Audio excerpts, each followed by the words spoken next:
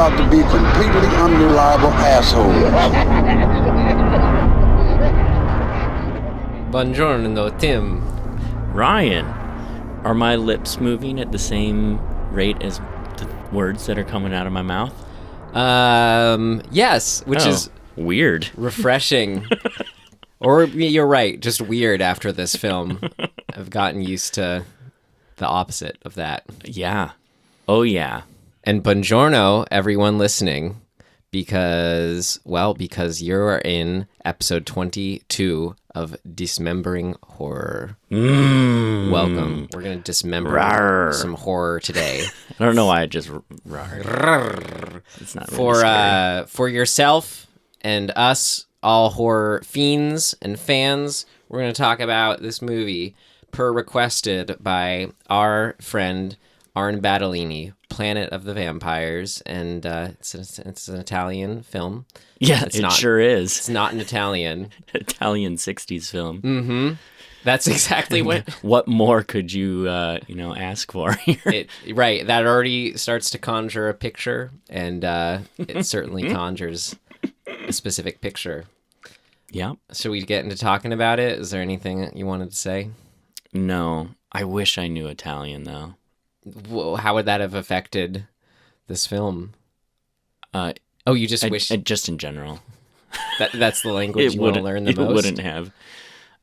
No. I just wish I knew other languages. Yeah. I learned German. Uh-huh. And then I forgot it all. Uh-huh. And then there's nobody who speaks it, and so it's kind of irrelevant. Did you learn German after you threw the rock at the German man's head? Oh my God, maybe that's why I felt like I should learn German. Like I had some weird obligation to him. This was a callback, that reference, to our Aramentari, the blacksmith and the devil episode for you longtime listeners. Bringing up childhood traumas. Cool. Well, we should watch this fun Italian trailer here for Planet of the Vampires, and then we'll get into it. Let's do it. Let's prepare for a landing, Brad. Okay.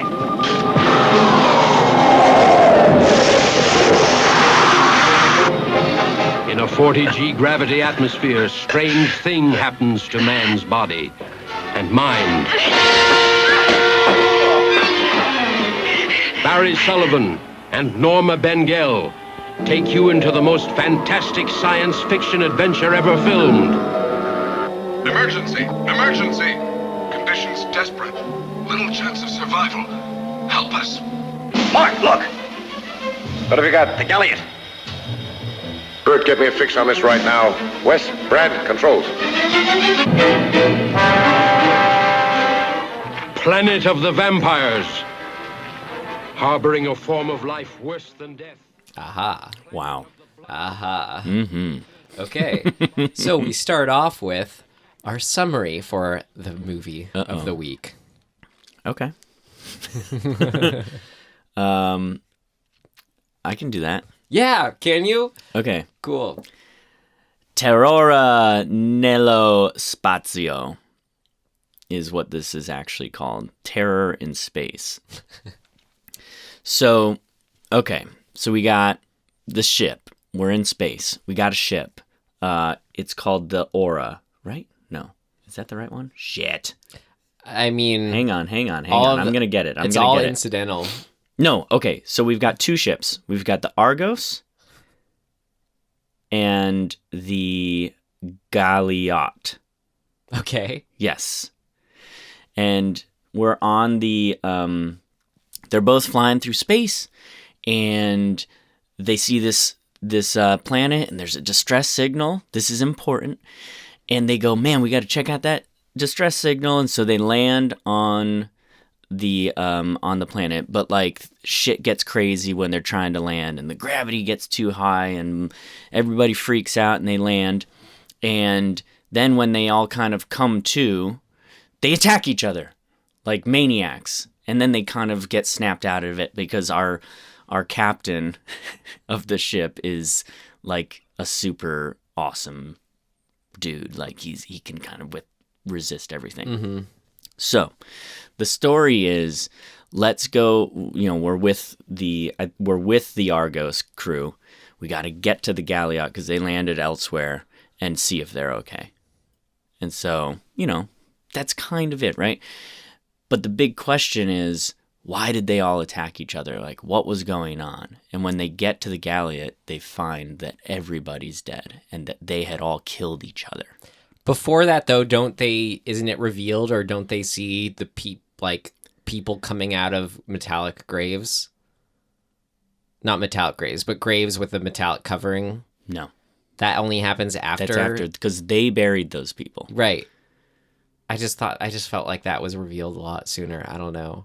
Well, no. Okay. This movie, it's all kind of just like, I don't know, it's kind of this mixes all in my brain. It ultimately is alien planet, land on the planet, something on the planet is making us kill each other or act very strange. That's kind of... There was more exposition, though, in the tail, the way beginning. I felt like there's more exposition as to exactly what might have been causing everything. They were like, blah, blah, blah, the atmospheric conditions or the gas that's being released or something. There was some sort of... It was super just bullshit, pseudoscience jargon nonsense. It's like they're just throwing in words that don't make any sense with each other, but are like, quote unquote scientific words. So there was a lot. I kind of just ignored all of that, other than the fact that they're like saying it. You know, I was like, this is nonsense.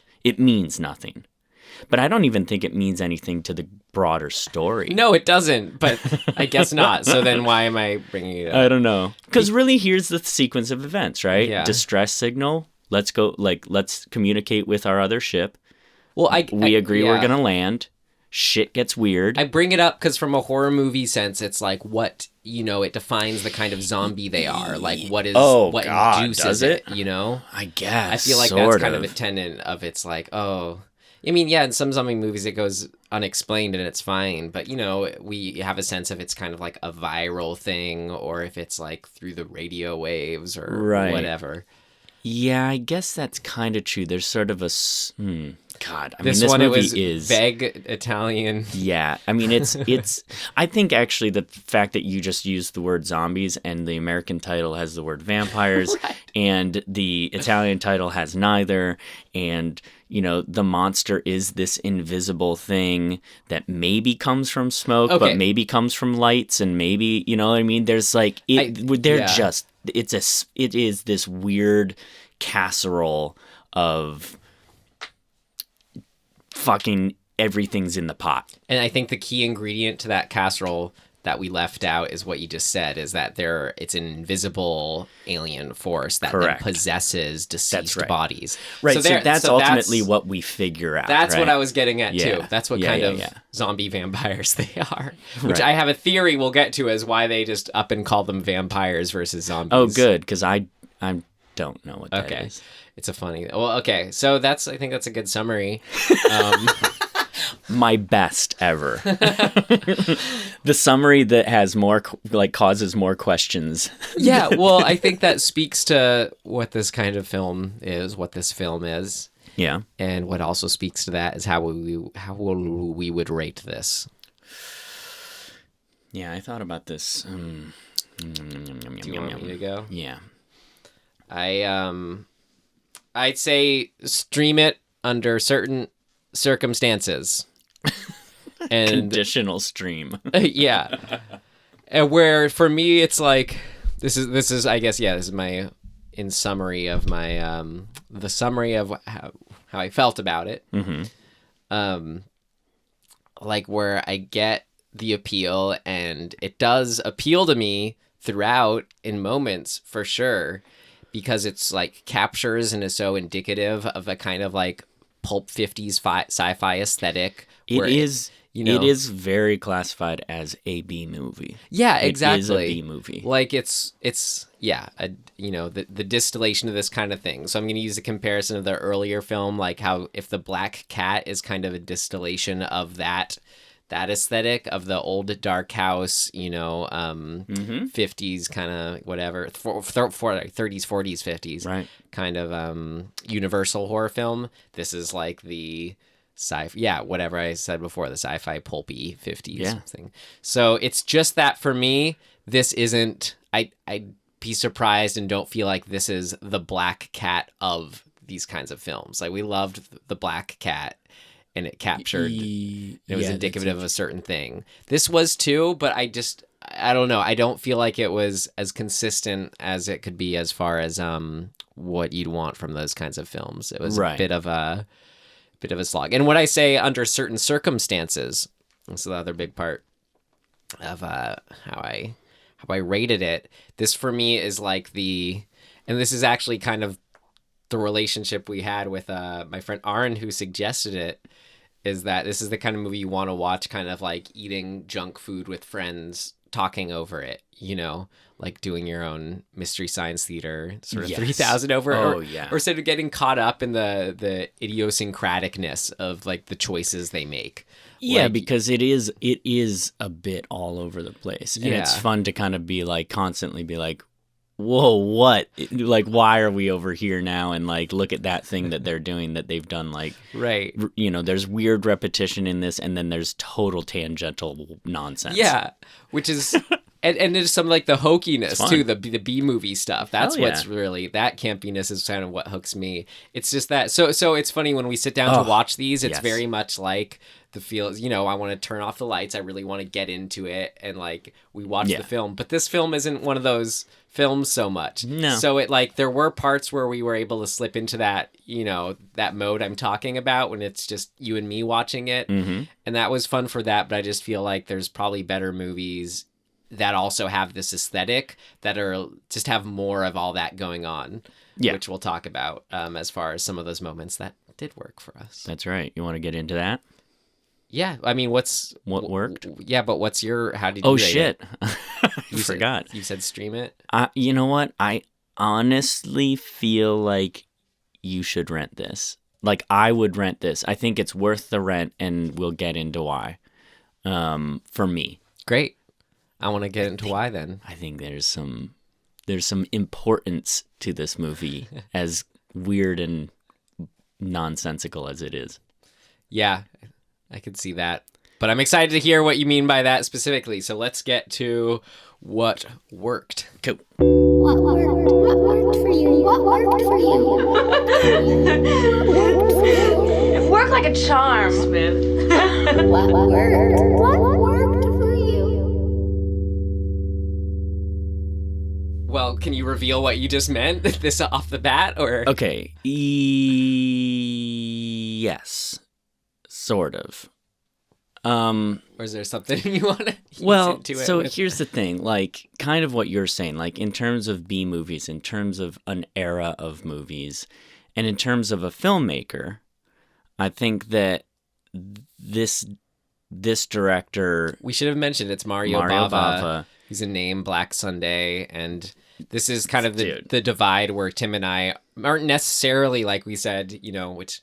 He didn't profess to be, but like we aren't necessarily horror aficionados. I don't think I've necessarily seen his other films. I might have at some point. I have seen Black Sunday, and I have seen the beginning of Black Sabbath. Mm-hmm. But I think, and I've seen Robinson Crusoe on Mars. Oh yeah, I've seen that. That's probably it for his movies, and now this one. But I think all of these movies, his movies in particular, live in film history as kind of this bridge between movies like Black Cat and some of the great movies of the 70s and 80s. I think he's sort of sits in this, he's this bridge of influence that maintained some of the things that really worked in the early films, like obviously things that he was influenced by, and then spoke to a generation of filmmakers that came up as, like we'll get to it, but the Ridley Scotts and the Nick Reffins of the world. Those are two very different filmmakers, but there's a reason I say that. Or like you said, Ridley Scott, so Alien and Star Wars, which we'll get into. Totally. That's the direct line to those films. Right. And so I think Bava is super, super influential and important. And this movie, if you dig sci-fi, like you should watch this and you'll go, oh, I get it now. Like I get why and how this had an impact on the next generation of filmmakers.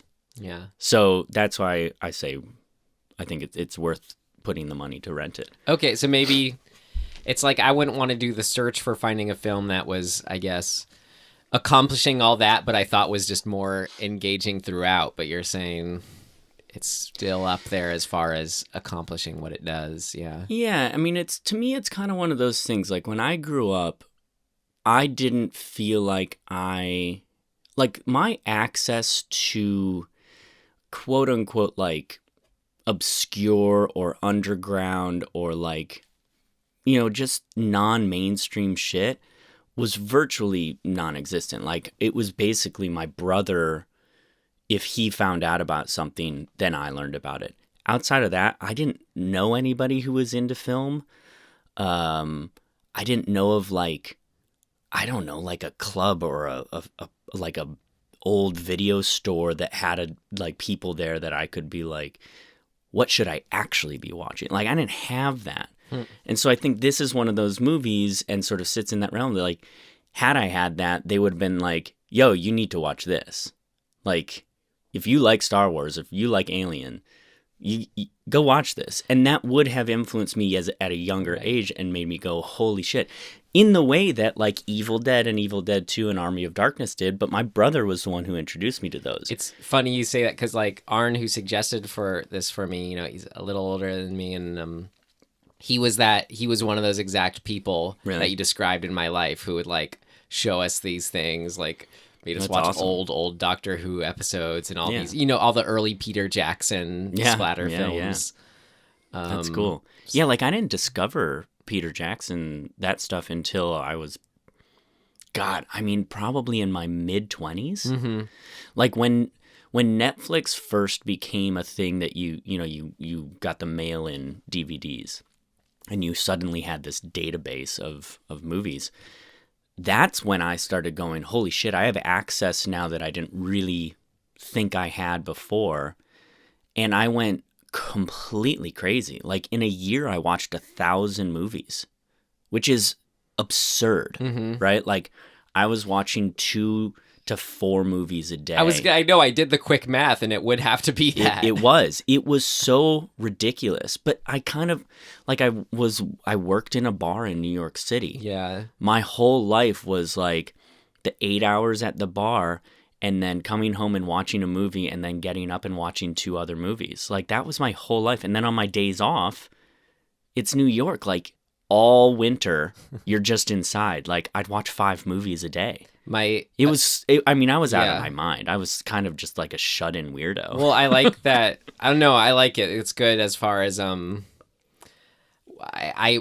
equivalent of that, and I just am enjoying that we have both had this. Hearing you is just my freshman year of film school, getting access to the library that they had there. They had a film library, Laserdisc, DVDs, VHS, and I just would be in there for like hours. I would just do whatever baseline stupid freshman year, classwork I didn't like to do, and then watch these films. Well, and this was also the time of sort of AFI making lists and finally having, the internet allowed you to look those up easily. Yeah. And so I got every list I could that said, here are the 100 best whatevers. And to bring it back, and I'd bang through them. This is probably on the list, one of those lists of something somewhere. Oh, it must be, right? It's got to be. Planet of the Vampires. Okay, so that's a long way around to say that I like this movie for what it is. It doesn't mean it's like, it's not a masterpiece in the sort of broader sense, but it kind of is in its own little genre way. Maybe it's so I just would hope and like to think maybe someone could suggest one that there is if this is also just that importance there that you lay down, but as far as what is important to me in the immediate when watching these is the popcorn fun of it with watching it with your friends, like I said. Yeah. And I just feel like there's another one out there that's doing this but just has a bit more elevator moments, which should I clarify? Sure. What that is as a way to get into it. Wait, let me guess. You're in the elevator and it's going up and the elevator music is happening and the elevator stops, and there's like another person in the elevator. Nope. And damn it.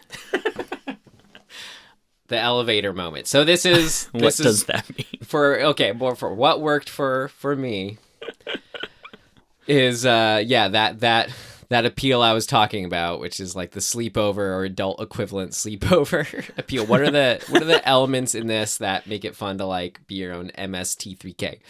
Right. The elevator moment is when, so there's two moments where they go to ride an elevator down. And you see, I know what you mean. you see the little.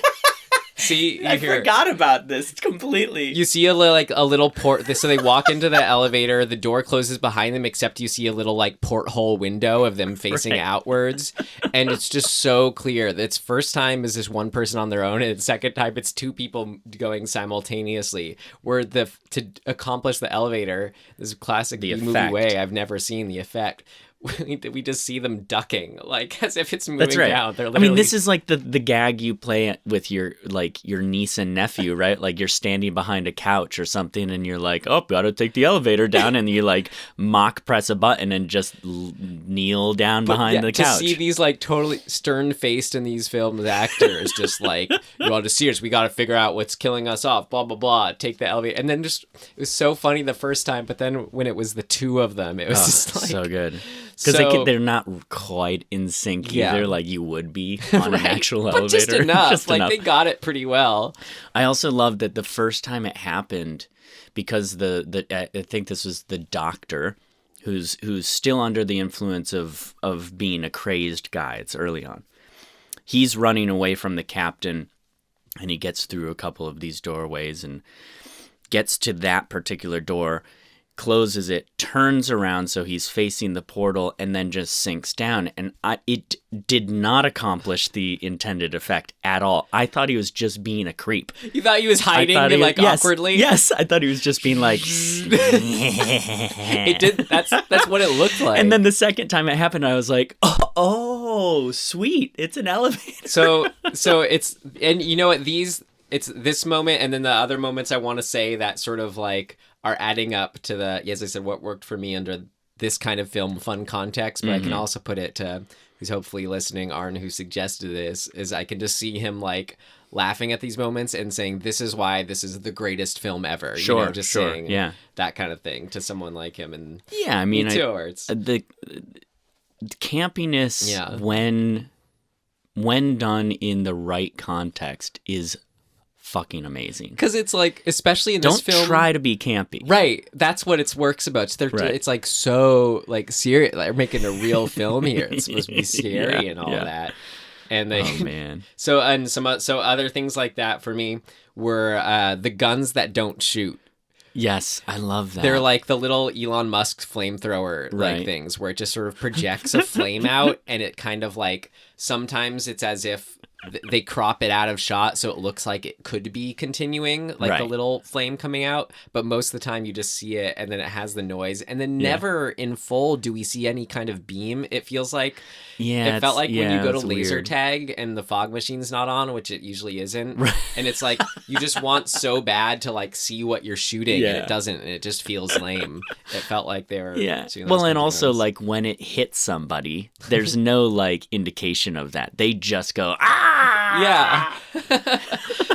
to whatever sound effect it was making. And then I know your favorite one that was fun to go back to was the same rock. Yes. Oh man, this thing cracks me up. I guess because like we've talked before, I look at continuity, you know what I mean? So it's like there's I would assume a paper mache, or what would you call that? It's plaster. It's a plaster molded rock, and it's got kind of a ramp angle to it. The first time you see it, they have to it's during any sequence between the two ships, the Argos and the what did I call the other one? The Galliot. They're actually plastic. The rocks are? Okay, so it's a plastic molded thing. And every time they have to go between the two ships, they have to walk across this alien landscape. You see it the first time they come around a corner, and they have to creep along the edge of it and not fall into the bubbling bullshit. Which looks like they can always just walk around to this 15-foot set or whatever it is. That's right. The next shot of them in a new location, right? They're progressing on, is them walking like up the ramp of the exact same plastic molded thing.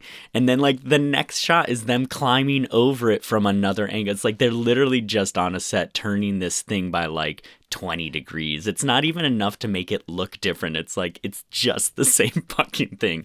And it's got to be in, I'd say, minimum 15 shots. Yeah. It becomes the main character, really. And you notice it every time, or at least I did. And it sort of becomes a funny, like, runner of a joke, which clearly not intentional. Which is, but it's that's what makes it campy. It's those running jokes too, which is, again, the appeal of watching something like this with your friends. And it's like if you were doing a drinking game, that's the thing. That's one of the things you would pick for this. You'd also pick yeah. Anyway, I would put this in a thing that didn't work, but whatever. Anytime you see a character and you don't know who it is,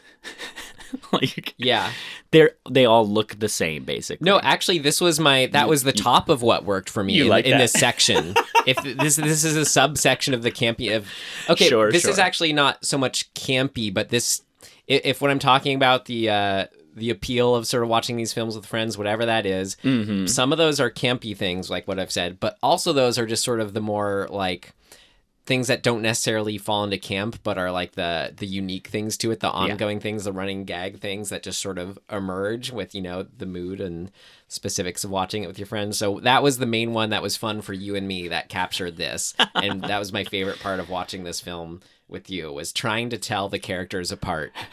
It's virtually impossible. It's so funny because it's like, it reminds me of actually how I know my friend Arn, our friend Sasha, grew up he's Austrian and grew up in Austria till he was like 7, then moved here. But he said, like, growing up, he thought all Americans were either sailors or cowboys. Right. And it's just sort of like that, like the Europeans viewing the American stereotype, where that's what they're going for, it feels like, with each of these characters. Yeah. So they're all the same as sort of these like strong jawed, like even the woman like looked similar. All the men looked similar. The 2 women looked similar. Yeah. It was so funny. There were a couple times when I was like, wait, is this a new woman? Yeah. She looks exactly the same, but her hair's a little different, so maybe it's a new one. And where did she come from? They're wearing different outfits all of a sudden. Oh, I know. So that's what's fun, is like, I don't know, that's what's fun about these movies for me, is then how we come up with our own, it's this guy. Oh, wait, but was it that one? Yeah, like we had to call the younger dude became one of our friends, Mikey, because he's got kind of a similar vibe to Mikey. And everybody else is just like indistinguishable. Right. It's like we were like, okay, that's Mikey, but everybody else is Mark, the captain whose name is Mark. We are like, I guess this is Mark. Once we finally figured out who, like, okay, that this guy's Mark. Right. And it was just then cracking us up that his name was Mark, and we could be like, Mark. Yeah. There he is. Funny. Mark. Another one of the on the campier end of things I liked was when they went into the crashed ship, the other alien ship, and they had to escape, and like with the tuning fork. Oh my god. And it was like, oh my god. It's like it's a tuning fork, and they somehow put together that, well, maybe this is audio vibration based, this door. And this is like, they're like, oh. And they're wrong. And then I think probably my favorite moment of this entire movie is in that same sequence there. So to be clear, they've discovered a third ship, not one of theirs, that is crash landed there and has been there for a long time. And they go into it. Mark and one of the girls, I forget what her name was. I can almost remember it. I don't. So they go in. They're in new outfits, miraculously. And they discover this very large skeleton. I think it's the second of the 2 large skeletons. So they're inside the ship. They see another large skeleton, alien skeleton, and the woman sees a little disc that when she gets close to it, it starts glowing. And she goes, oh, and she reaches for it, and it shocks her. She's like, ow! Oh, that shocked me. And then she reaches for it again. Yeah. Like, why? You just got shocked. She reaches for it again and touches it again and gets shocked again. And then she's like, and he's like, whoa. Mark's like, whoa, what happened? And she's like, that thing, it shocked me. And he looks at it and has this like hesitation. And then like, it's like the button that says, don't touch me. You know what I mean? He can't resist. Yeah. And he has to again Okay, reach for it. And he gets shocked. And it's like, dude, what are you guys doing? I want to clarify, and then this gets to one of like the last things in the section of like this subgroup of what worked for me, these ongoing fun things that we got, the kind of fun that I wanted to that moment, I remember it differently, and I think I'm convinced you it's differently. He didn't have a moment of hesitation. What was so funny is as soon as she gets electrocuted once. Oh, God, I think you're right. He just then, she doesn't even do it a second time, I don't think. She hesitates, presses it, gets electrocuted, and then he immediately touches it. There's no like, should I, shouldn't I? He just goes for it, the captain guy. And then so that was the ongoing that was one of the fun things. Hilariously like irrational. Well, and that was one of the fun things was the irrationality, ongoing sort of joke, I don't know, ongoing jokes, whatever, for us was the reactionary overly forceful captain. Yeah. Because remember those other times where it was like he like just delivers some sort of monologue or whatever, and like before anyone even has a chance to say anything, he's like, what are you all doing standing around? Yeah, they've like just finished walking up. They've stopped walking, and he's like, stop standing around. It's like, we just got here. Or it's like, yeah, we just finished burying the dead, and he's barking at us to like, what are we all doing standing around? Yeah. Or at one point, they walk into something, and he's like, everyone be quiet. It's like, nobody was saying anything. Why are you yelling at us? Yeah. Calm down, Mark. Okay, so to transition for like... I have one more, actually, of those things that you're talking about. The hardcore zooms. That was what I was going to say. I love it. So this is, I think, the hardcore zooms transitions us from... This falls into two camps of what we can sort it as. The fun, ongoing party, whatever, we have been listening. And now zoom shots are that, but they are also... fall into the overall aesthetic of I the totally film. agree. And that's what I want to get into now is what works for me in that Yeah, aesthetics. sort of like the film technique stuff and like the actual... production design. Right, yes. But the zooms, what I loved about them was how quick they were. They are intense. I mean, it's almost a joke. Like, it has become a joke. Where it's like, I don't know what this is. You see Tarantino reference them, and like, you know what? It's Wayne's World. It's like, you know what I mean. It's like they zoom in and zoom out. And it's like, whoa, whoa, that kind of thing. It's that, but serious. Like and they're doing. What's great is you can actually see sometimes, kind of too, the where they don't get it quite smooth. You can feel like that little delay in like the end of the zoom, where like the speed change a bit.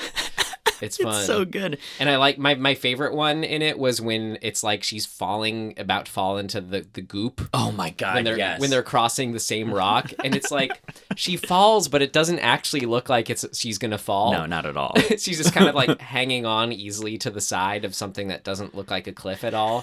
And it just sort of shows a completely disparate, like the goop on the ground that they don't want to fall into. The close-up of like probably just some soup in a pan. Well, the zooming in and out close-up. Yeah. It's so good. There's also the what I would call the sort of Mad Max Fury Road, or I mean, even the original Mad Max has this, but they've sped up the film for a few of the sequences. Like the actual reel is sped up. They've shot it at like a like higher some of the frame fight rate. Scenes? Yeah, fight scenes have this like it's fast motion. Like they've just sped it up. I didn't notice and that. I love the aesthetic of that because it's completely unnatural. That makes me wonder then why didn't they slow down? Like if they use that for effect, then they should have used like you slow down the footage to make the ship look bigger when it's landing. But it was just clearly this miniature just like plopping down. I know. I don't know why they got some of it, but yeah. I don't remember those sped up shots. All of the opening fights are sped up by a little bit. I don't know what the frame rate would be. it's probably it's shot in what 24, I guess, probably. So maybe it's not. It's minimal speed up. It's maybe Is that like 35 or something that like that, right? 115%. Right, exactly. I love it. I love it in the original Mad Maxes too, because you see it in Road Warriors. You see it quite a bit. Road Warrior, the second Mad Max movie. They use it a lot with the little kid who's got the who's like crawling in and out of ditches, who's got the boomerang that cuts people's hands off. You see it with that kid because I think just because that kid probably he's young and not super fast and agile. They're just like, just crank that shit up a little bit so that he's moving quickly. But in Fury Road, they use it in the whole opening sequence when Max is trying to escape the I forget what they were called, but it's like the cavernous. Yeah. And in the mine type stuff, it's all at that frame rate, and it's super cool looking. Yeah. Like the way,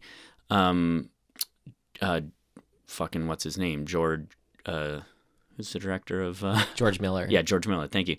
The way he uses it in it, and he's very I've read a couple things about while they were filming. He knows what that frame rate is very specifically to get this effect. So like it's very purposeful. It's a shutter speed thing too. It looks right. like. In this, I don't think they cared so much, right? They're just like, man, these probably in post, they're like, man, these fight scenes just look like shit. Just speed it up. Like just crank it a little bit higher. Great, looks great, done, move on. I love it. That's what they say. Yeah, exactly. The other thing film-wise that I think is just fucking cool, and this is, it's a budget constraint. It's like, how do you solve these problems of we have basically no money. We put it all into the sets probably, but we need to see these people out in an alien landscape. Like, how the fuck do we do that? And so they use this kind of, I don't know what you call this exactly. They're overlaying in like the bottom corner of the frame, a shrunken down, That's like, how do you, a combination of forced perspective and matting, I guess. Yes. So the actual film of them walking is shrunken down to a little circle in the bottom corner, so they appear to be far away. And then there's a matte painting or just a It's matte just another of, shot, of yeah. another shot overlaid within that or on top of that to make you think that they're small in this big landscape. And I love Yeah. that. It's really cool. And they use it quite a few times I think to give you a actually- sense of depth and size. This And- is more, this was probably a thing of note thing, but that that aesthetic, they were doing it all in camera. So I don't think it was actually like a separate film thing, but there was some way where they were probably doing it, in camera. They were shooting it I live. wondered where about it was that. like, they were probably actually had maybe a There mat. are definitely projection they were shots filming. where it's just they took a miniature and they put it in the foreground of camera to make it look like it's this giant thing. Yeah. I love all of that. I think it's super cool and weird and, just gives you this, I don't know what it does. It just makes me kind of smile. Probably the some of not doing it today, that it's homegrown, or that it's, you feel the people making it. Right, It yeah. kind of feels good in that sense. What I loved about this film, though, in the sort of to continue with the aesthetics and design, is the color usage. Mm-hmm. Like that sort of, I don't know, I guess pastel-y kind of, primary colors. That's like both in the planet, just sort of that stark red and blue and green combined with the fog. Right. I love whatever that is. It's kind of the War of the Worlds Oh, totally. feel. Yeah. And that's, maybe when we're describing, when I sort of set up what the aesthetic or what this film is, what the kind of film that this film is, that's probably primarily, I don't know, that's what I mostly love about it, is the aesthetic. So I could see stepping back from this movie and just, I'm gonna keep repeating that word, aesthetic. That's what I latch on to as something I love. Yeah, and I Colors. it is very much of a time and of an era of, I think, art. In particular, there's a shot that I love and basically it's how the set design is, but it's these concentric circles of inside the alien ship. To create depth, they've created probably a mat at a certain point, but every circle is getting smaller as you go away. That looked like it wasn't. That looked like it was all a set to me. You think so? Because it was just sort of I can see that. small enough. It didn't go on forever. Yeah. There was just sort of like 5. Yeah, exactly. But it's abstract. You were And talking I about a love it. hallway where Yeah. sort of it's separated as it goes by a circular Yep. pass through. Yeah, maybe we'll throw that up on our Instagram so you know what we're talking about. But it's just an abstract art piece to me. Like, I fucking love it. That it doesn't actually- have to yeah. make sense. It's an alien ship. Make it as weird as you want. And it's beautiful to look at to me. That was one of the standout design Yeah. once they go on that alien ship. Yeah. Inside of their ship, I liked like the colors of they had those orbs that were kind of these foggy, translucent orbs Yeah, yeah. that just lit up with colors. They have two modes, right? It's like Yeah. everything's cool, things green. Everything's shit, it's red. I guess yeah. And then similarly they had a telescope thing that they looked through that would just change colors, and they're like, Right. look at this, and it's just Yeah. like red. A red light inside of it. Yeah. Yeah. I love that. And then all that stuff's just fucking cool because it's like, you know what it feels like a little bit to me. It feels like the ingenuity of theatrical directors. Like when you go to a good play, stage play, I mean, that clearly the set designers and the director they just took some time to go, how do we, in an almost abstract way, create this world? Because stage is not reality. And so they come up with like crazy weird, devices to show you things in an abstract way that tell the story. And it felt like the next sort of evolution of that. It's like, we're not going to, like an example would be on a stage, let's say you want to see a battle scene. You can't see a battle scene on stage. So you two people hold a sheet up and somebody has a big light behind it, and you do little silhouettes of a bunch of things behind the sheet, and now we've got this scene on stage, and we buy into it. Like, that's the ingenuity behind that, low budget, like, easy to do, but creates the sense of a world. I feel like this is the next version of that on film. It's like, we don't have the budget. How do we create the sense of imagination without actually having to show it? So Yeah. To take Ridley Scott, for example, I think a bad version of this, or where it can kind of go too far using technology, is in Prometheus, which is a prequel to Alien. There's all sorts of CGI in that I'm kind of like, I don't want that in this movie, right? It doesn't feel genuine in any way. It just feels like, oh, we've got this, we see the computer screen that's a hologram that's up and doing all sorts of crazy shit. I don't want that. I'd rather actually have the low budget version, like in this, where it's like, I don't need to see what's on the screen. Yeah. I can see the guy looking into the monitor and never see what's on the monitor. It's just a red light. I like all that. I like the simplicity of that design. It leaves stuff to the imagination, I think. What's neat specifically about this film, this type of film, like, because you're right, that's something I always gravitate towards and find, I don't know, it's heartening almost too, where you see sort of people working within their low budget to do exactly what you're saying. What's kind of cool about this film though is like, versus like we brought up, seeing early Peter Jackson do that in his own way. Those early Peter Jackson films, like, they don't go much beyond the target audience, or they aren't too, they aren't huge films when it comes down to it. But what's cool about these sort of these giallo in space films, whatever you call them, is that they feel like they're really big movies at the time. Like, I'm sure that's interesting. I bet you're right. They're sort of more in the zeitgeist, more had an impact, or more people are seeing them, I guess. I don't know. I don't have I don't know where I'm basing that on, but I feel You like weren't. that's. Wait, are you saying you weren't alive in the '60s to go watch movies and like have the context of that? Oh no, I was. Oh, cool. Yeah. Wow. God, you look great. But I just forget at this point because this was. I mean, yeah. If I, Yeah, I bet you're right. I mean, 65. like this is just a neat case where it's them, this ragtag Italian group, like where they're working on their small budget, yet they're gonna have a large output and audience. Right. And Yeah, I that's was cool. forgetting it's 65 too. 12 years before Star Wars came out. Right. So people were jazzed just to go see like Yeah. this space epic is what it actually was. Right. I mean, even let's say when was what the fuck is that movie called? We've got a ruby on our hand and we die when we're 25.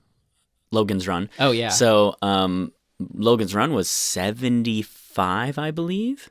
So I this feel is like it would be earlier, but maybe yeah. I think there's about 10 years between even that. Mm-hmm.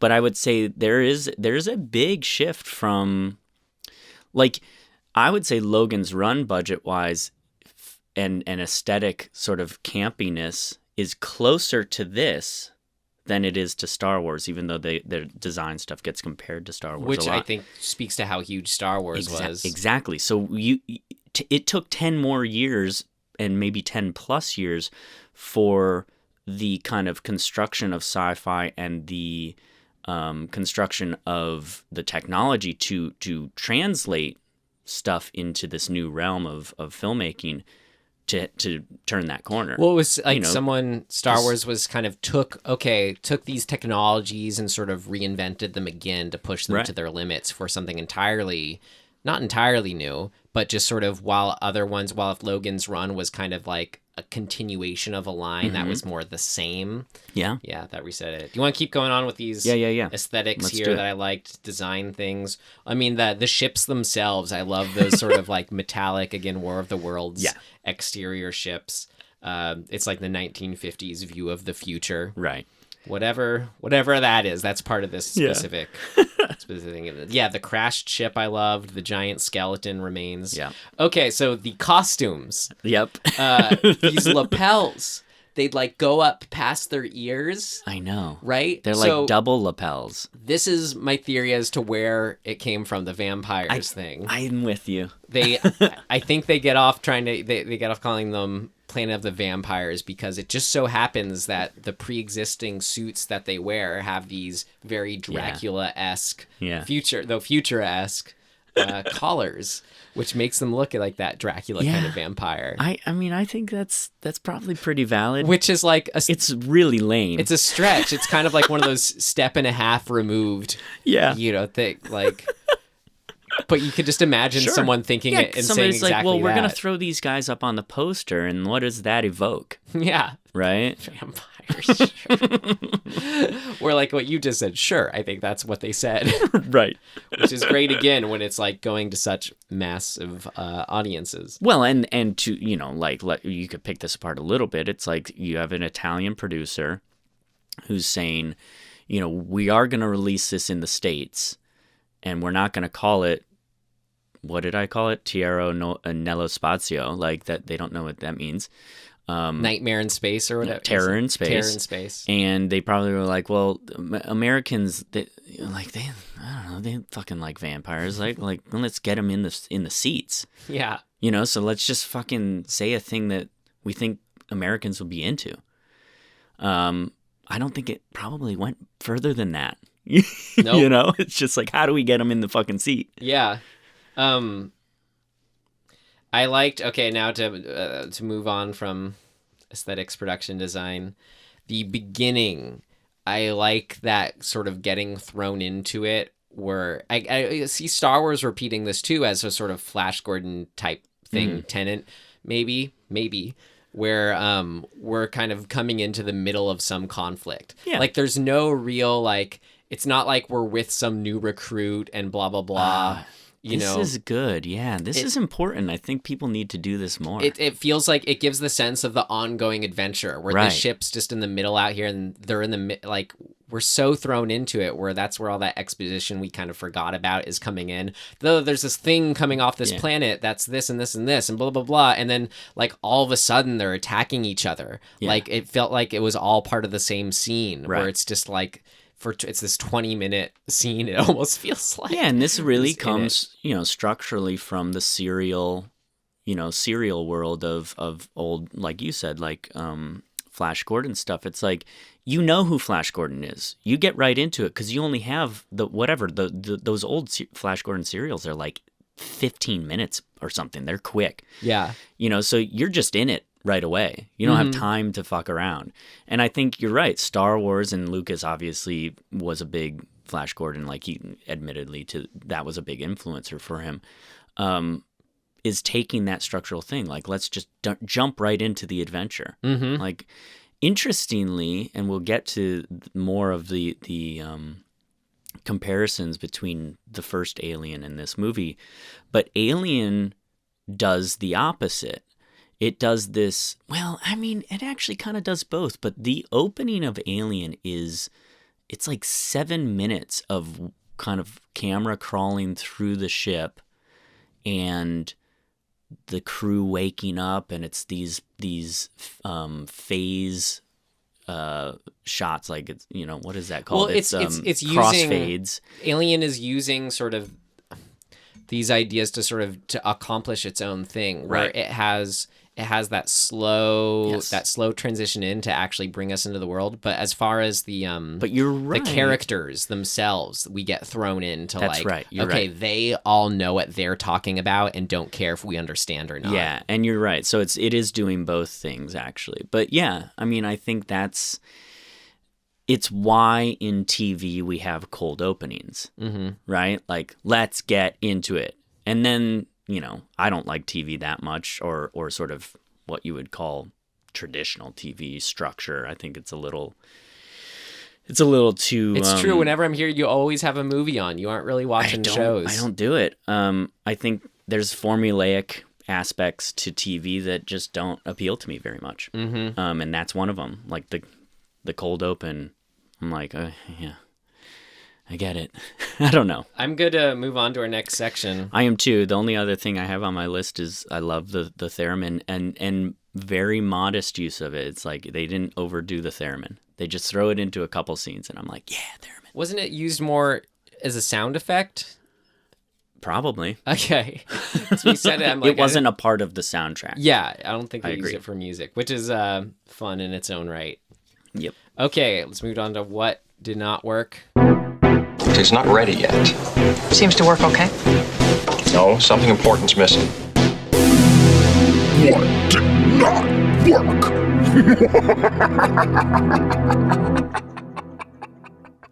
Yes, let's. Can I do one of the things I like to do? Oh, God damn it. You know what it is at this point. All right, the last thing I brought up is for what worked for me. I'm going to say how it also did not work. You knew that's what I was going to do, right, Tim? Of course I knew. So that's like your thing. Yeah, I love it. You've done it 3 times. So can you see where I might go with this? If it's like the what the hell we're going into in a good way, the what the hell we're going into intro chunk was a bad thing for me in this one, because like these Italian horror films, what never works for me with them is like if you have to like love the aesthetic and everything to really get into it for me, because there's such a slog to them. Like not a lot happens and it takes a long time for things to happen. But I feel like that's a very kind of European film structure. Well, it's that long first act. Right. But it's not that it's even a first. Here's what it was. It wasn't even that. Yeah, it was a long first act, but in Star Wars, after getting thrown into the action of the Imperials versus the Rebels in the fight and C-3PO and R2-D2 escaping, we then hit a reset button when we get touchdown with Luke. Yeah, and we go full force into hero's journey, like standard story Right. structure. This never pauses or resets. It's this kind of like, Oh yeah, you're it's right. this kind of like, I'm still going. Right. And I don't know at what point. I was like, at a certain point, I'm like, okay, well, what is the inciting incident? Or Right. like, what's kind of the, uh-oh, and now this happened. And I kept like trying to assign it to different things that all Yeah. kind of added up to be equally non-eventful. Well, in this, it's like I said, the casserole of this is harming it in that way because there's not a whole lot of trajectory to hold on to.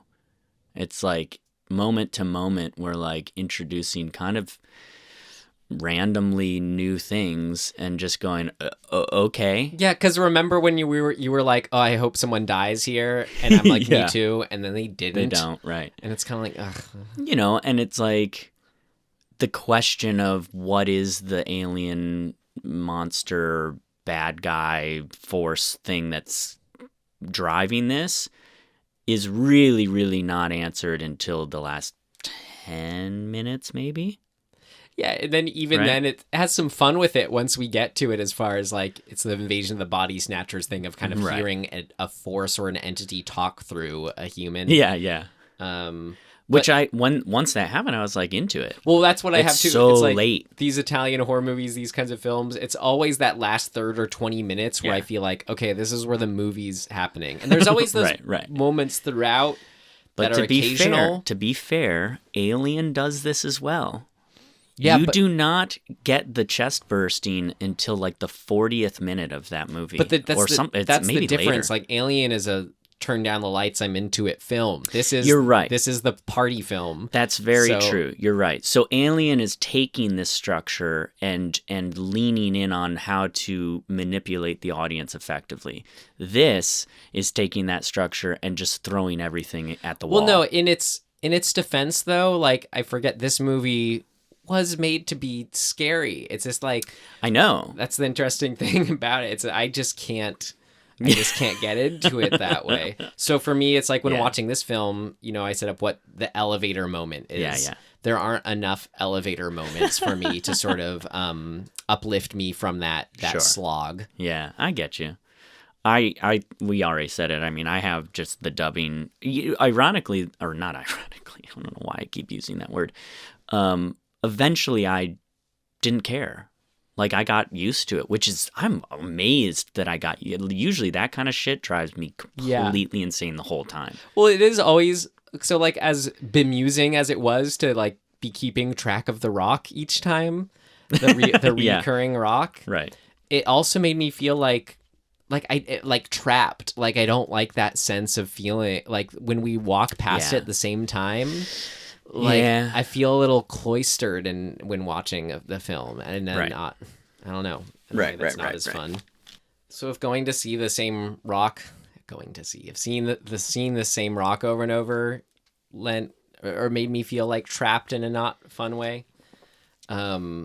Something we were talking about what worked for me about the inside of the ship and everything about that, but like the combination of that gray interior like paint Yeah. with also how it's shot, because where it's just so wide, because you can have that gray interior paint and basically that result also made me feel like I don't want to be here in a bad way. I kind know? of got that feeling too. Like it just felt like, yeah, again, trapped and gross. And whenever they made it out into the planet, it was like I could breathe a little bit, but then they would go past the same rock and I couldn't breathe. Right. And then but then they made it to the other alien ship and it was great again. Anyway, but yeah, how it was shot too contributed that to the inside, because it's just like you could just play the whole thing in close-ups on their expressions and it would have been a lot better. That's true. There's not a whole lot of cutting in. No, it's that kind of style of you're just like what you say, a stage play. I mean, Yeah. completely different context, but Yeah. I mean, to be honest, we've already basically said all the things that didn't work for me in some form or another. Because, like, I guess the other big thing that I have is just not knowing who's who. It's hard. I mean, it's just distracting because I feel like I'm just lost a little bit. It's funny that you put that as does not work, because that was one of the standout things that did work. I know. Is like, if For I'm not you. going to get into this movie as a movie, give me those fun kind Yeah. of like unique to this experience of watching it. Yeah. things. Yeah, no, I didn't really have anything else that didn't work for me because the slog is such a big thing.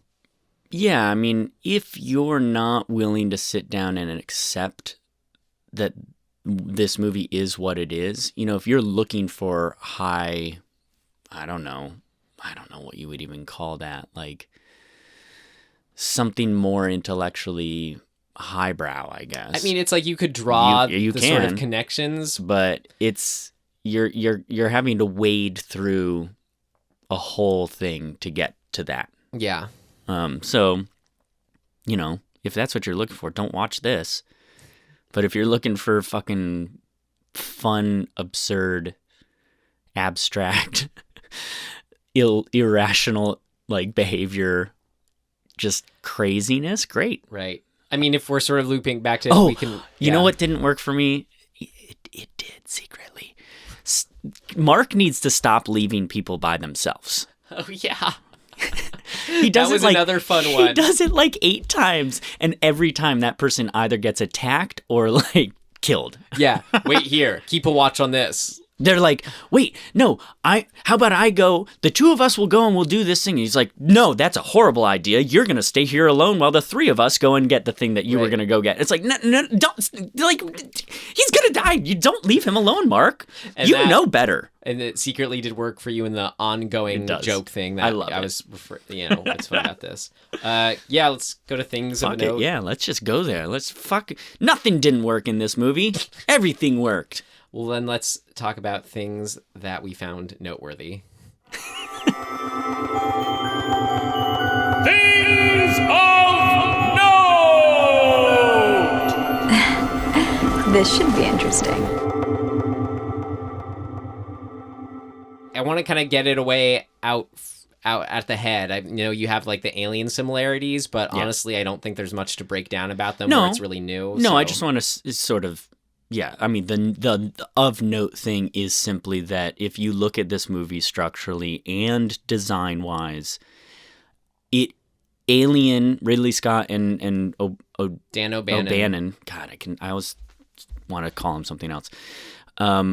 They're clearly influenced by it. Clearly, it's not a question, and I'm not alone in thinking this. You can go on, like, when Refn was at Cannes a few years ago, I think it was 2 years ago, doing Neon Demon.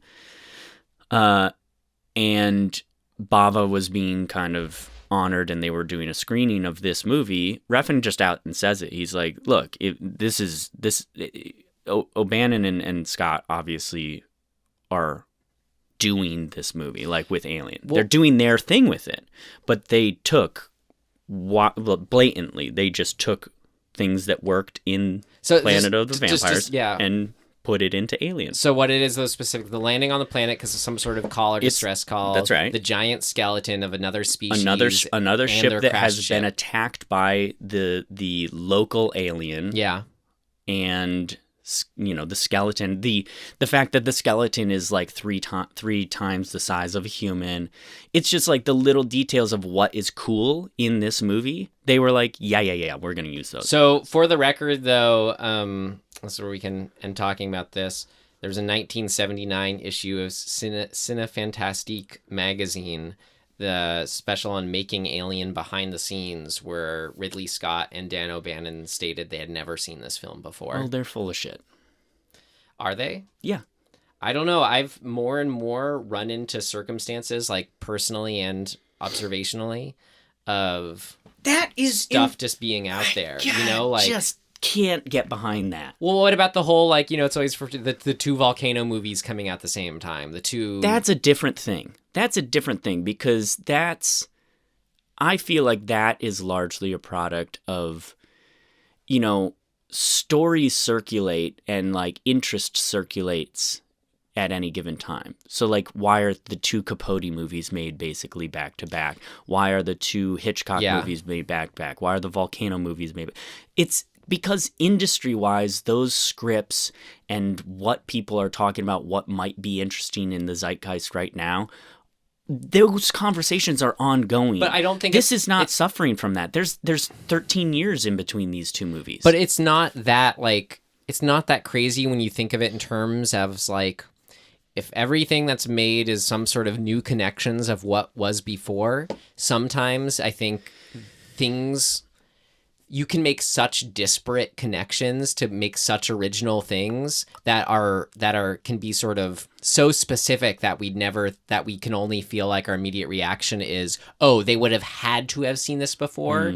But I really do think that, like, in ways that we not necessarily can see the obvious connections, like things before, we connect things the same way. I agree. There's sort of correlation with, we think there's causality, like whatever, not necessarily. Like whatever led Mario Bava and co to do giant alien skeletons at this crashed ship versus like Ridley Scott and Dan O'Bannon. I feel like whatever led them to do that can maybe also have informed them the same way. Like, I agree. It's an undercurrent that comes from somewhere. I agree, and I think that there's sort of, you could get into kind of collective consciousness stuff, and you could get into thematic thematic similarities that we're humans. We think when we're exposed to a lot of the same things, so it's natural that we come up with very similar themes a lot of the time.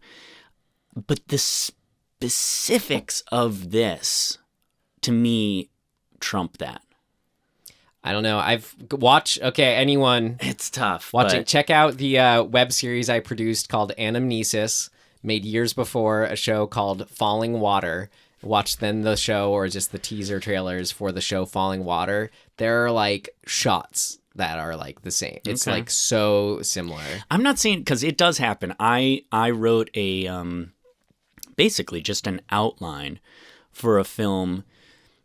This was in, oh my God, this was probably 2006, I think. And I started developing this concept and this idea and had sent it around to some friends and were workshopping or whatever. And then I put it down for a little bit because I was having trouble figuring out the why of it, like why the main character does what they do in the end. So I put it down. About a year later, my friend calls me who had read my outlines. And he said, "Hey man, have you read Gone Girl?" And I was like, "Nah, I don't.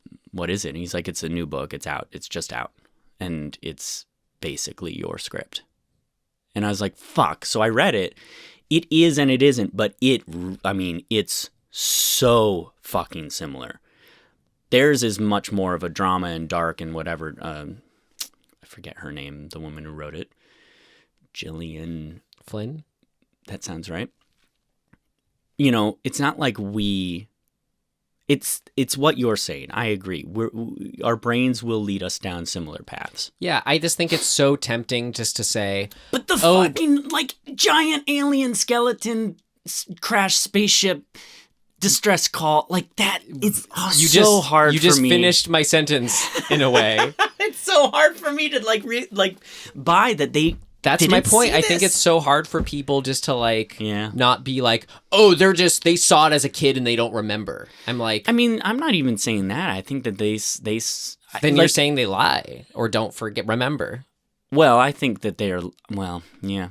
I don't buy that they didn't see it. It's either you're saying that they don't remember or they lied, one of the two. Right. And that's fine. I believe in that, but I 50% not knowing actually also think no, it's just as likely that this was just some sort of, because I guess when you would say where you would say it's just as likely, I would say it's not just as likely. Well, no, but I'm trying to break it down where it just bugs me, this immediate reaction of it's crazy to be this same thing because it's so specific. But then if you look at it again in terms of what led to the initial people who did it to think of it, and why is it so crazy that whatever led those people to think of it didn't also lead these people to think of it? Yeah, and to combat my own argument, there are a lot of times when I'm coming up with an idea and somebody goes, "Yeah, that's this. Simpsons did it. That's that thing over there that already exists." I'm like, "Fuck. Yeah. God damn it." So, okay. But it's like doing it in new different ways. Imagine if Alien was being written and they're like, "Oh, Planet of the Vampires already did it." No, yeah, exactly. No, you're okay. right. I just wanted to make that quick, but we ended up harping on it a bit. The alien connections. Well, that's really all I have. I mean, other than what I already said about like get into Mario Bava, like he's cool. So Bava explains, it's, one of our favorite parts of this film is he says, this is a quote of his, "Do you know what that unknown planet was made of? A couple of plastic rocks. Yes, 2. Literally a couple. 1 and 1. Left over from a mythological movie made at Cinecittà, which was a Italian production company made during the fascist regime. Tight. So and then he said, to assist the illusion, I filled the set with smoke, which actually I forgot to mention the smoke was a big part of the aesthetic that I liked because that works in combination with kind of letting the colors flood over. Right. There's that one point when I was like, I said more smoke. And then so according to someone else, the 2 plastic rocks were multiplied in several shots by mirrors and multiple exposures. So they were using not just this one rock, but 2 rocks in ways that we didn't even predict. Like, multiple, like they literally took the same rock and exposed the image twice, the same 2 rocks. I love it. It's great. It's funny reading the summary of this too, where it says the story follows the horrific experiences of the crew members of 2 giant spaceships that have crash landed on a forbidding unexplored planet. And I'm like, the horrific experience. And it just kind of took me off guard because I read that it's so not scary. But then to imagine though the circumstances, it would be it's utterly terrifying, like to imagine these bodies coming back and they're like to have a non-human entity speaking and they're like guts. Remember the shot where it's like he tries to hide it, he's so clearly like his whole chest is torn up, right? And he's just like, oh, you didn't see that. He closes his vest real quick. On. So it's like if I was as I was established I was around in the 1960s seeing this for the first time, like, no, this actually could have been pretty terrifying and horrifying. I can see it. But what's interesting to me, why this is noteworthy, is the question, like, why can I get into a movie like Asylum, which is just what you said, the importance of seeing it for a specific kind of film. Like, right. I could get into that actually as getting actually creepy in moments and turning off the lights and getting into it. But whatever this Italian sci-fi aesthetic was, 60s aesthetic, I could not get into it in the same way. I don't know. I couldn't get into it as a movie. I think it's hard. It's there's tonal sort of, I don't know. Maybe it's just like the campiness is of maybe it is the dubbing that's just, I don't know. It could just be that there's too many things that maybe culturally or sort of now that we've seen, like we've established certain things that we consider scary, even just the aesthetics of what is considered scary that this doesn't necessarily have. Like, it's not using shadow and light really in any sort of traditional way that we think of as scary. It's purely relying on the moment itself, right? It's purely relying on the situation itself. Yeah. Like, so when the vampire zombie appears, when she closes the door button is just standing there behind the door, and it's like, dun, dun, dun. Right. And they zoom in really hard on it. Yeah. It's like maybe those zooms are supposed to make it scarier, but it's like there's no... Yeah, I wasn't feeling tense leading up to it. No, and we've moved on from those techniques. Mm-hmm. So I think maybe that's it. I don't know. I have one big one. I don't want to go down too big of a rabbit hole with this, but I think we need to clarify when we pulled this out of the hat. It specifically says, I have it right here. Yeah, you're right. We need to amend this from the last episode. So the what we had written down on our little, what do you call this? Ticket. Yeah.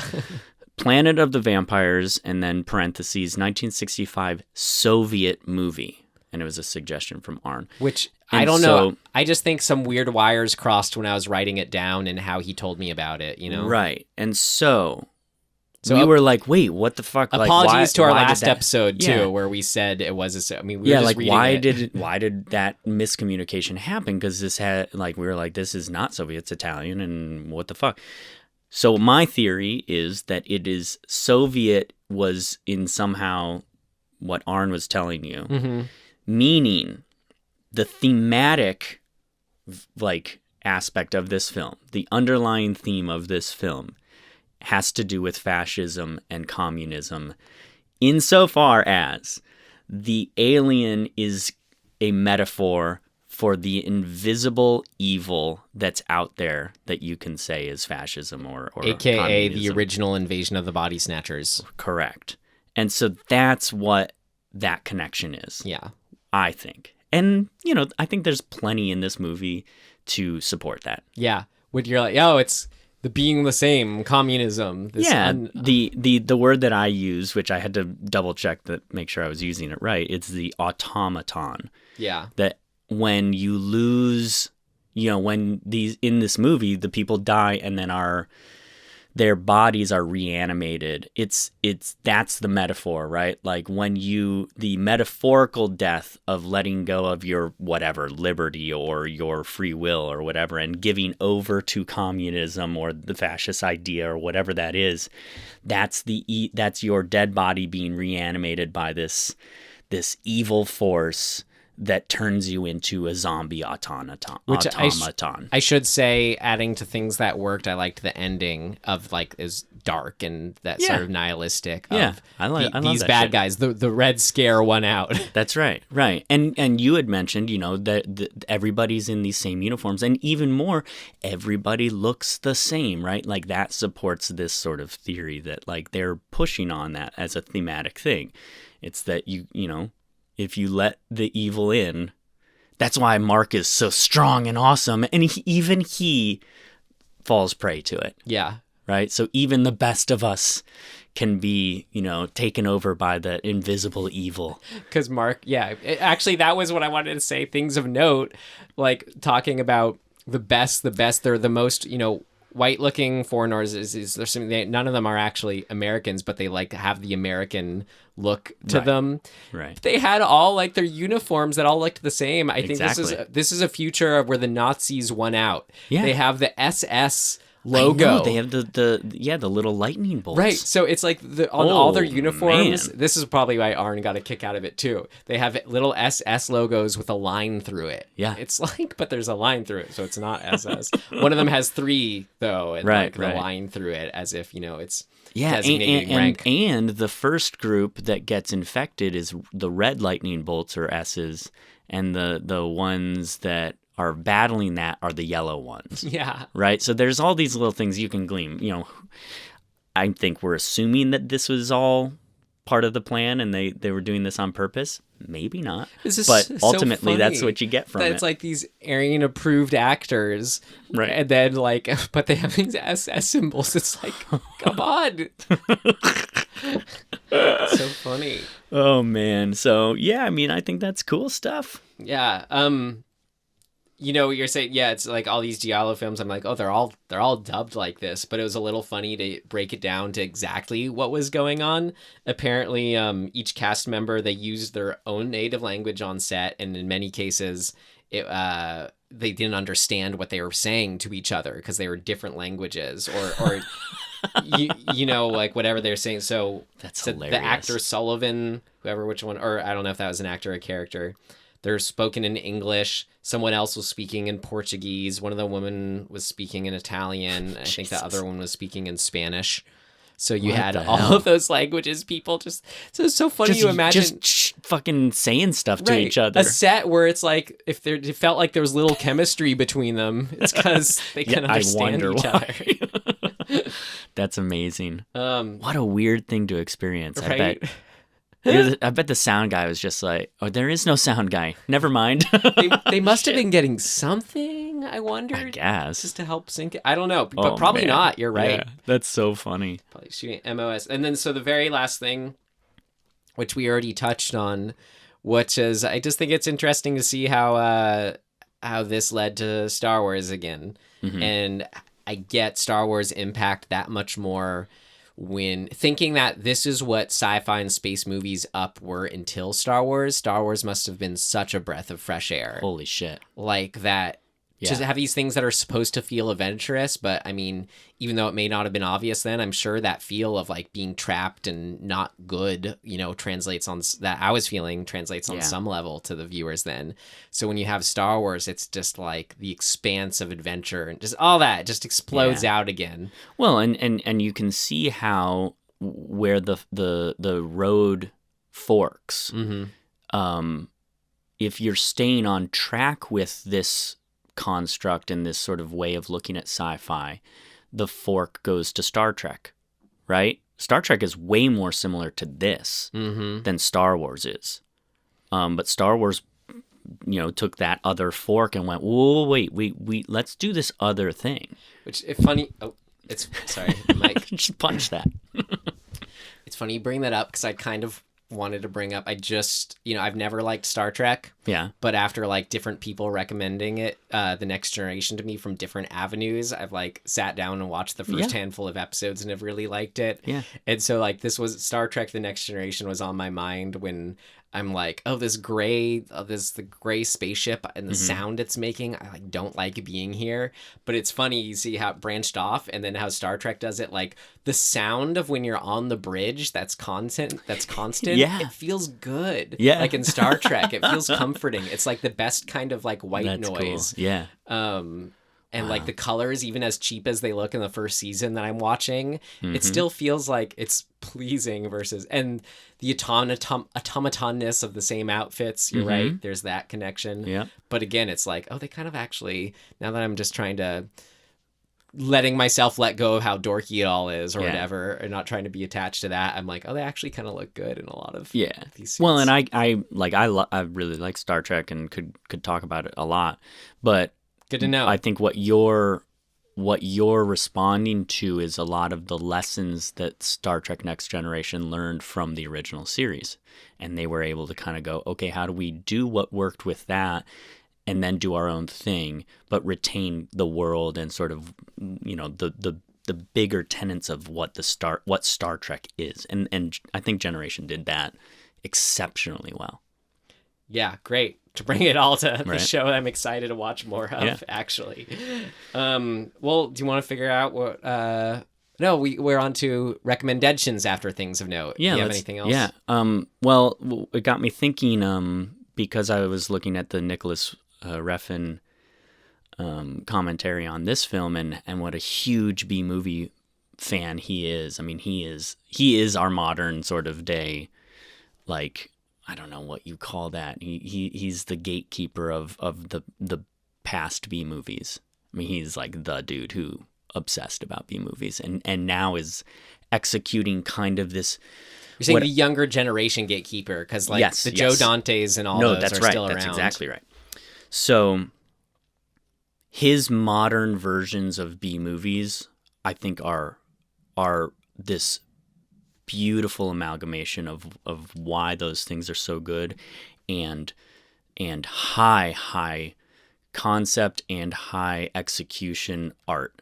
I think and I love him. Our bud, what's his face? Mandy. Yes. Yeah. I would put him right next to Refn in sort of what that because is. Saying, remember how we were like, we really want him to make the next Conan movie or whatever, or She-Ra movie. Yep. I mean, those are technically B movies. So of Refn's catalog, which I think is about 7 movies now, and he has an Amazon series coming out soon that I'm excited for. I think the most horror film one is Neon Demon, and that's one of the ones I've seen. Fucking love that movie, cool. And if you have not seen that movie, you fucking must see that movie.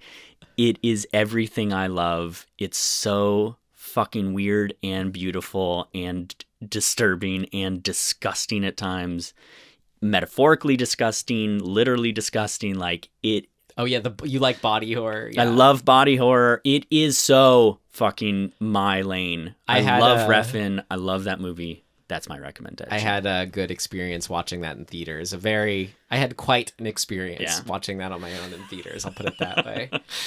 Yeah, stuck with me. I go back to that movie. There's not a ton of movies that I go back to a lot, but that one, Under the Skin, like body horror shit with like interesting female leads and like beautiful visuals, like fucking I'm in. The setting of living in LA too, and Yeah. all Definitely. that. Yep. My recommendation after it came about this episode when you were saying, you know, you're kind of bored with TV because there's a formula to it and it's all that. I feel you, and like that's why when people are like, "Oh yeah, you got to watch this. It's the greatest show ever." kind of thing, I'm kind of like, well, I'm sure it's great. But then I usually want to watch something like, you know, bad or stupid because of just as a response to it. But what I actually want to watch, which is, okay, well, blah, blah, blah, I don't know what I'm saying now. Anyways, I recommend Twin Peaks: The Return as an anecdote, as an anecdote, not anecdote, as an antidote to an antidote. Thank you. To the formulaic blaseness that we've fallen into of like, TV has, this is the structure. You have your opening act, right. You know, and there's like an editing pacing and stuff too. But my pitch for Twin Peaks: The Return is is always, if whatever the original Twin Peaks did for television back in the early 90s, late 80s, like as far as sort of spoofing soap opera and then giving us a whole new, now it's everything is more like what old Twin Peaks was as far as the possibilities of TV. That's what new Twin Peaks is doing for television now. Ooh. Where it feels like it's spoofing this sort of like, or self-awareing, Twin Peaksing, whatever you'd call it. Yeah. This kind of mode of like, kind of like drama. I don't know. This kind of like HBO, like well shot kind of, you know, what a lot of shows are. Interesting. It takes everything about it. I don't even know if how much David Lynch and Mark Frost actually watch and are directly influenced. They must do just enough research or have just enough awareness.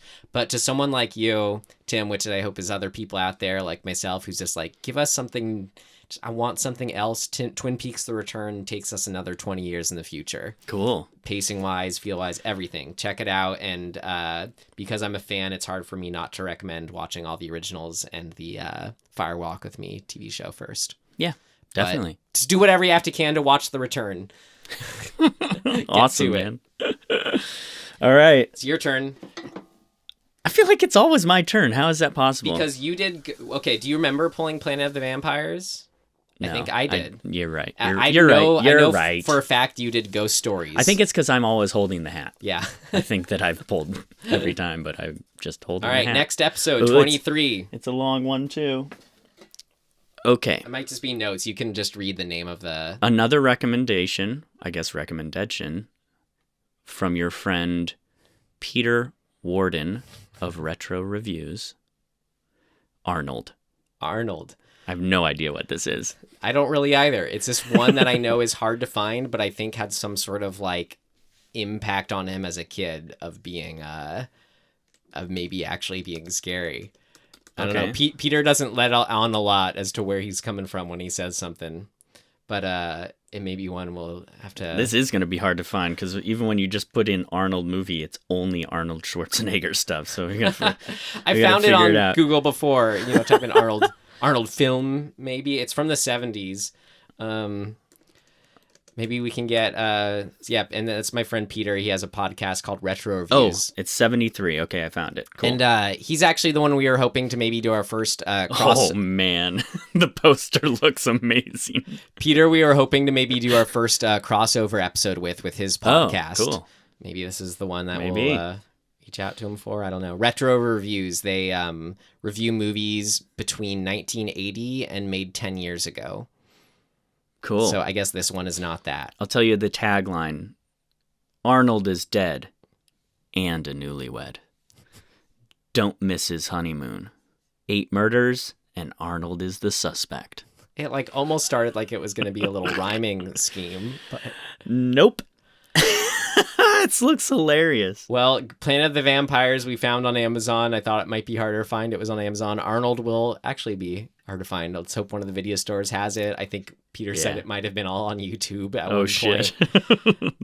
Well, should be interesting. All right, 2 in succession of recommendations from our friends and fans. So we hope they tune in, and we hope, we're getting it done. That's right. All right. Well, if you didn't already find us at dismemberinghorror.com, you can find us at dismemberinghorror.com. And Instagram and our names at Twitter and all those fun things. Our name's what? You're Ryan McDuffie. Oh, I'm at Mayor McDuffie. I thought you meant Dismembering Horror. That's true. Because those are different, the Twitter Mayor and Instagram. McDuffie, McDuffie. Mm-hmm. Tim is at Tim Aslin. That's right. ASLIN. But our Dismembering Horror handles are different for Instagram and Twitter. That's right. Twitter is DisHorrorPod. And Instagram is just Dismembering Horror. Yep. Yeah, come have a chat. Thanks for watching this not Soviet film with us. Yeah. Or hearing us talk about it. It was a good one. Arn, if you're listening, thank you. We hope you enjoyed this journey to Planet of the Vampires. We'll see you next time.